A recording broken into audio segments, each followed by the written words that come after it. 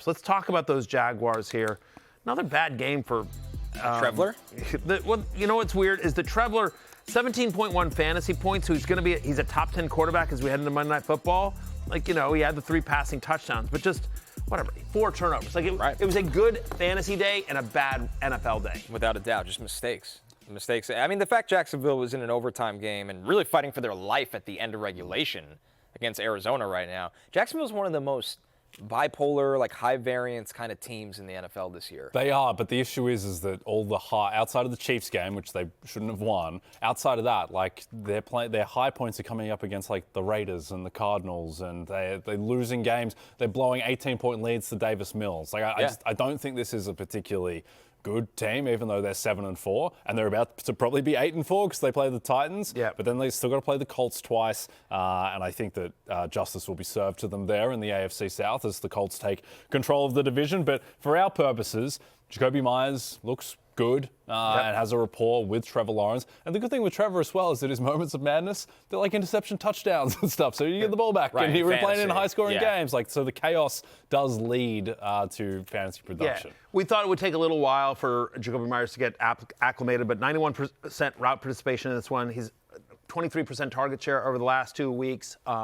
Should have been started over Alec Pierce, you cunning Aussie. But also, how about my guy Parker Washington, who now has 17 or more fantasy points in 3 of the past 4 games, makes a great touchdown grab. Like, for a guy that's that size, good. I mean, like he's been good. They look for him in the red zone as well. Brenton Strange came back tight end 4 in utilization game in utilization score in week 12. Lord.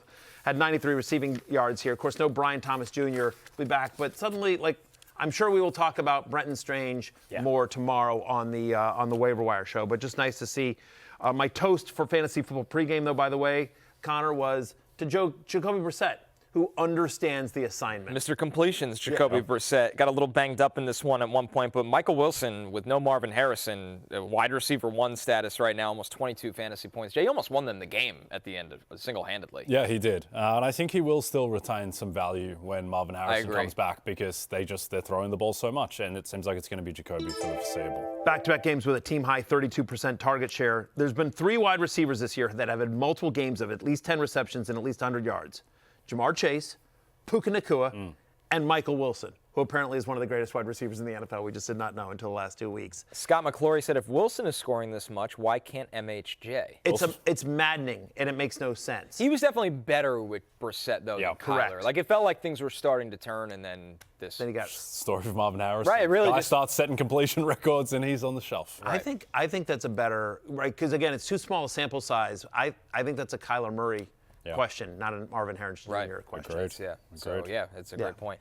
Hey, it's Matthew Berry from NBCSports.com and Rotoworld.com, and I want to thank you so much for watching whatever it is you just watched, or if nothing else, being too lazy to click out of the autoplay after this video started, after whatever it is you actually wanted to watch finished.